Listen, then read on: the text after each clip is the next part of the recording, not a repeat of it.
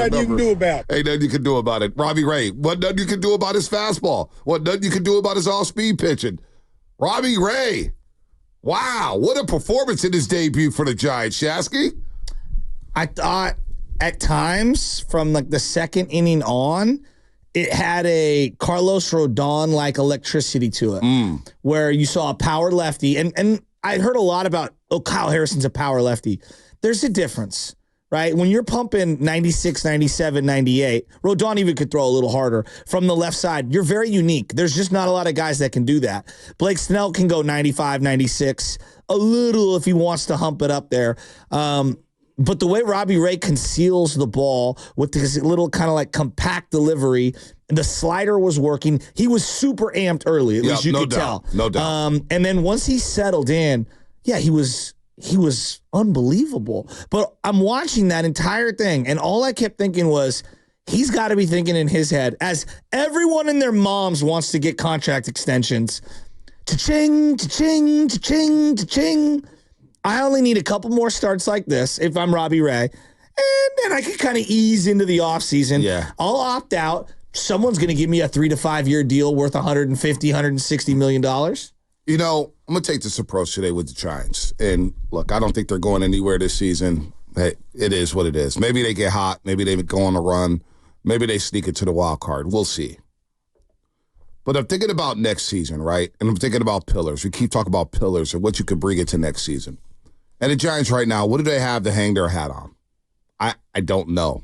Couple of young pitchers that we're feeling pretty optimistic about, but you got a long way to go. So let's think about maybe the quickest path to be as successful as an organization. The quickest path to maybe having some dominance in an area. And I'm looking at the starting rotation. And with the way Robbie Ray, now it's just one start, but it's against the Dodgers, and he went 5 innings, didn't allow a hit. And I see why he was a Cy Young Award winner. Absolutely. He's got the stuff. Yeah. And I look at this division, and there's a Shohei Ohtani problem as a big old lefty, right? The Padres got their guys on the right side. But there's a lot of talent in his division. Freddie Freeman's a lefty. Freddie Freeman's a lefty. You know, Corbin Carroll down in Arizona. Corbin Carroll's a lefty down in Arizona. They've got some ballers who hit from the left side. Why not? And it's probably not feasible. It's probably going to cost a lot of money. These guys are probably going to opt out. But is there a way to come back next season with Logan Webb, Blake Snell, Robbie Ray, Hayden Birdsong, and Kyle Harrison as my 5-man rotation? What and about I bumped Jordan Hicks. I bumped Jordan Hicks in the bullpen. Okay. He's either my 8th inning guy, 7th inning guy, but I kind of build the bullpen around Jordan Hicks. I mean, it's probably not feasible, and it's probably going to cost you a lot of money. The Giants are already spending $72 million on their starting payroll this season. I don't mind spending $80 million on the starting payroll next season. But I'm just looking like, what's the quickest path to competing at a high level?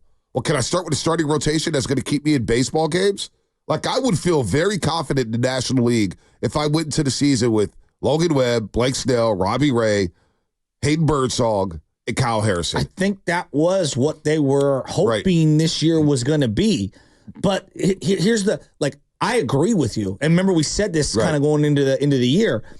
Two things need to happen. Number one is you'd have to sign these guys to longer term deals, right? And I just, if I'm Blake Snell, why would I want to play here? Yeah, no doubt. If I'm Robbie Ray, why would I want to play? I hear you. I can't think about that though. If I'm the Giants, no. I got to try to convince these guys and say, "Hey, look, man, we pitch at a pitcher friendly. We play in a pitcher friendly ballpark. We're in the West. You guys know about the West. You guys have both played on the West Coast.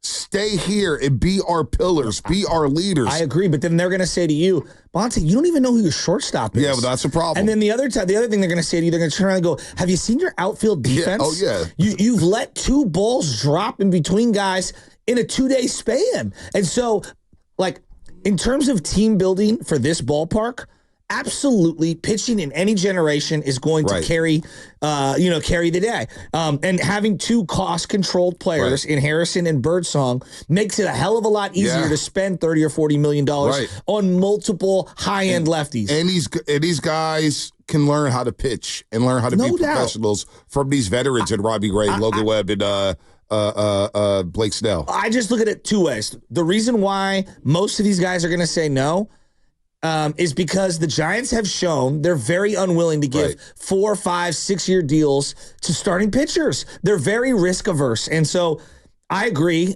It would be the route that I would try to go. This is why I was so frustrated when they didn't even offer Carlos Rodon anything, even though Rodon has a much bigger injury history than some of these other guys we're talking about. And then like Kevin Gausman. Kevin Gausman was a no-brainer. He's now worth $120 million. As we talk about quarterback price tags and starting left tackle price tags, starting rotation price tags, the cost is $30 to $25 million a year at minimum for a 2 or a 3. It's through the roof. Maybe I could do a 2-year deal with the 32-year-old Robbie Ray or a 2-year deal with the 31-year-old Blake Snell. Look, odds are they're probably going to move on. Odds are they're probably going to get moved before the deadline. But if I had the quickest path to try to win, to try to be competitive, I would try to build through the starting rotation because I really think they could be really good. Now, to your point, who's playing outfield, who's playing shortstop, this is where I'm hoping that they clean house in the front office and get me a respectable GM who can flip this thing right away and has the cachet to bring in big-time players, whether it's a shortstop, whether it's a center fielder, whether it's a right fielder, whether it's a first baseman. Can I bring in the president of baseball operations who can make guys believe that, hey, we can win here? Because right now under this direction, I asked Lubman last night, has Farhan, since he's come aboard, are the Giants in a worse position now than when he began his tenure as president of baseball operations? Do you mean perception-wise or perception, organizationally, minor leagues, the major league roster? Are they in a worse position now than they were when Farhan took the job? I think they've got way more players in their pipeline that are fringe major leaguers now. We'll see if they'll be impact major leaguers than they did at the end of the Sabian run. But I will defend the Sabian run because that was on the bell curve end of a dynastic run where you were exhausting every deadline, all of your trade packages to go all in. In the same way that the Warriors are kind of looking at the landscape, and we'll get to Steph later, about like, hey, we're all in for this era. Right? We only have a Matt Cain and a Lincecum and a Buster Posey one time, right? So you're going to try to maximize the now. And I think we've over-dramatized how many trades Sabian made and how bare the cupboard was. Yeah, that was by design. I mean, they only had one opportunity to do it. I would say this, Beat, and this kind of goes back to Snell and Robbie Ray. Guys like Carlos Rodon, Matt Chapman, Blake Snell, when they come here, part of why they come here is they know there's a trampoline effect. I'll sign a 1-year deal. There'll be multiple opt-outs. I have all the control. And if I play really, really well, I'll go to the place I really want to play and make the big money that I want to make. So we're getting used as a stepping stone. Absolutely. I'm watching Mets-Yankees last night, and the Yankees are, I mean, you want to talk about Tom Petty free-falling? Oh, they're scuffling. It's bad. Aaron Boone says they're close, though. Then turning it around. What did I do wrong? Garrett Cole comes back, and clearly he's still working himself back, and he's a long way to go. But I'm thinking about like the allure of the Yankee pinstripes, their ability to absorb a bad $150 million contract and overspend on guys left and right. Like, to me, Robbie Ray and Blake Snell, whether it's in free agency or at this deadline, those guys scream Yankees. The Yankees are desperate right now. And so, like, hypothetically, they had J.D. Davis batting cleanup the other day. I know. Matt Chapman will take his job if he wants to go to the Yankees. And then you got a new owner in Baltimore who may want to spend some money. Well, like, I'm looking at just the American League as a whole. Right. The Cleveland Guardians are a sneaky, well-run franchise. You don't think they take it costs them probably $8 million, $10 million to pay for Blake Snell the rest of the year? You don't think they do that? Oh yeah, absolutely. I think they would. They may do that. But then what are you bringing back, and are these guys going to help you? So I look at this entire operation, and you see them win yesterday. Good for the Giants. They won yesterday. Big-time eighth inning. The kid from the Dodgers, Ramirez, that was as bad as a pitched inning I've seen in a long time. The guy wasn't even close. I remember Kruk at one point said, boy, he's pitching to Tyler Fitzgerald like he's Barry Bonds or something to that effect. Like, all right, I know he's hit home runs in 5 straight games, but damn. Thank God for Tyler Fitzgerald. I mean, you're 5 feet off the plate with the fastball, homie. So I'm just thinking, like, look at Robbie Ray, and you see the vision, although it's come so late. We knew he was going to come back in July, but late July, it's almost like too little too late. That's what it feels like. You see a glimpse. you see a glimpse of how good he could be, but obviously he's going to say, you know what? I'm opted out. Blake Snell's probably going to opt out if you don't trade for him. So I get the point where you want to get something back for them, but what are you going to get back? And do you trust Farhan Zaidi to get back a good prospect for these players? Let's talk about Blake Snell.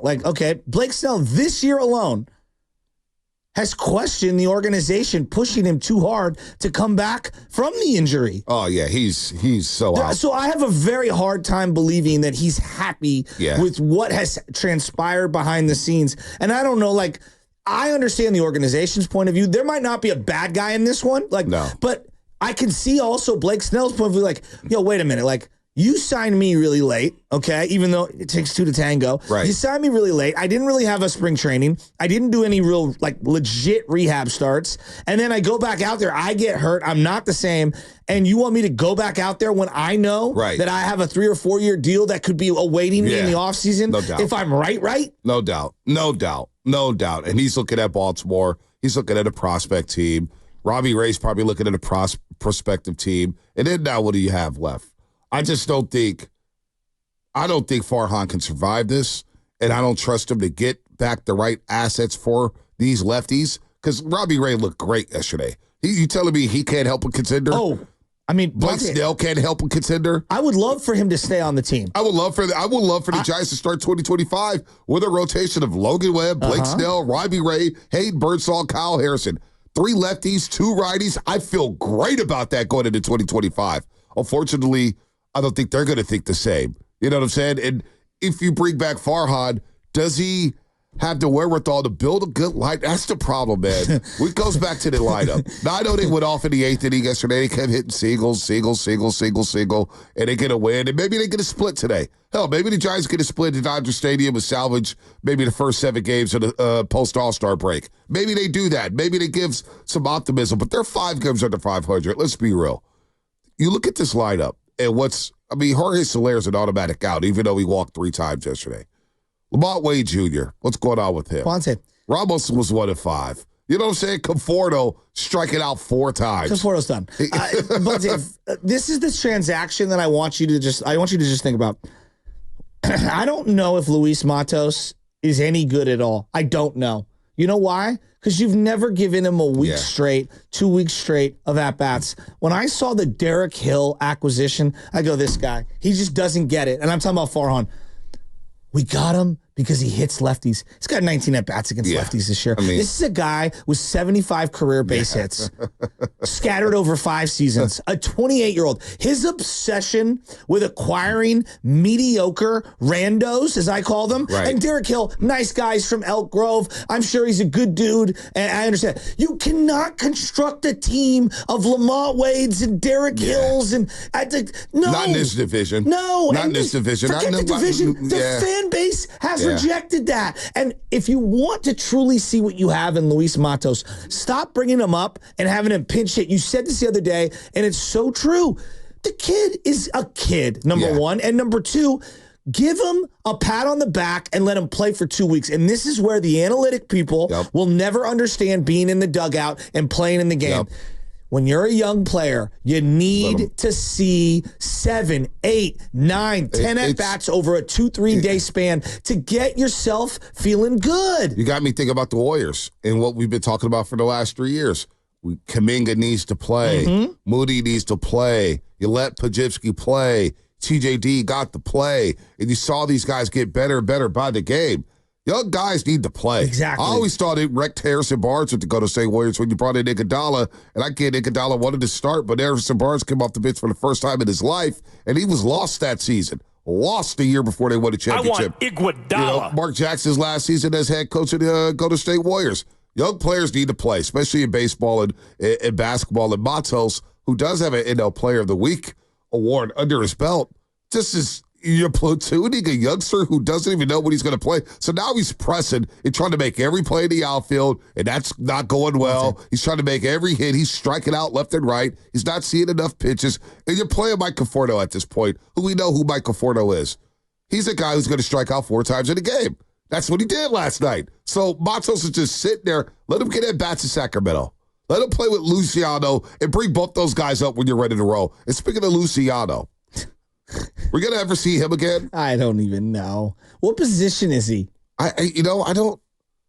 He's a baseball player. No, but that's the DH. problem. They don't even know what position he is. They don't know, which is sad. Because the spreadsheet can't tell them. Well, this is why I think they got to clean house, because I just go back to what the conversation was in 2022 and 2023. I was told by people who cover the Giants, even Sam Lovin, not trying to come down Loveman's road, but dude, they're setting this all up for 2024. When the kids are ready for remember we kept hearing that. We're waiting for the kids to come up for 2024. Well, it's almost August of 2024. And the only kid I've really watched play is Elliot Ramos, and now Fitzgerald. He's getting a shot. Yeah. Probably better late than never. But where's Matos? Where's Luciano? Where's the Casey Schmitz? I mean, you told me, Giants fans and people who defended Farhan, just wait until 2024. That's when everything's going to jump off and the farm's going to be ready to go. Or if they're not ready to go. And now we got another lost season and they're 5 games under 500. So what's next? What's the next pivot? I'm not even getting irritated. I just want to know the plan. And I think a good plan would be, hey, let's start our plan by building around Robbie Ray, Blake Snell, Logan Webb, Hayden Birdsong, and Kyle Harrison. And the prospects of that happening are probably slim to none. You were talking about why would these players want to sign here. And I personally believe for the fans, for the other Major League Baseball players that are out there, for the guys that are in the organization currently, they just need a PR facelift.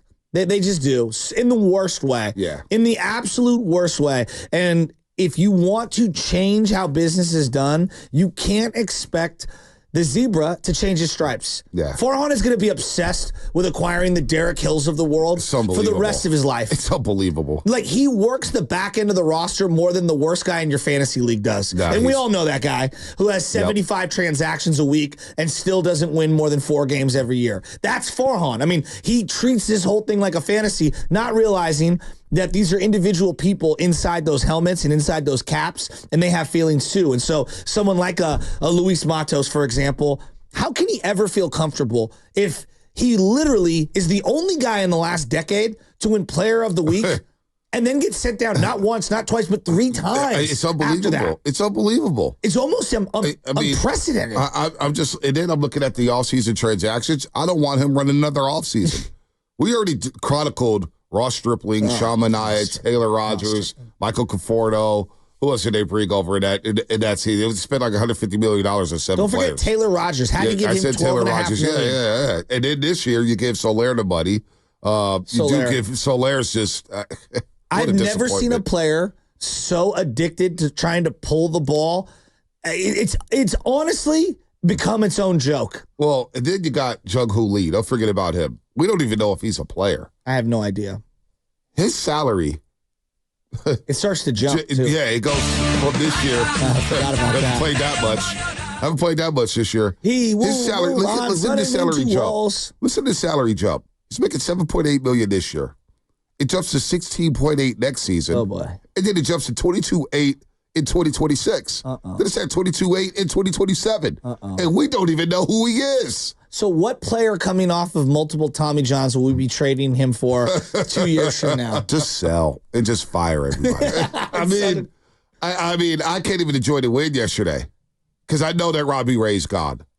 I know he's gone. And he's a damn. When he hugged Kirk Casale, all I kept thinking of was, that's a man who's like, I'm out of here. I'm out of here. I got my start. I showed what I did on tape. I'm out of here. Oh, my gosh. So the Giants, we got them out the way, man. They got to sell. They just need a facelift. You know what I'm more exhausted of than even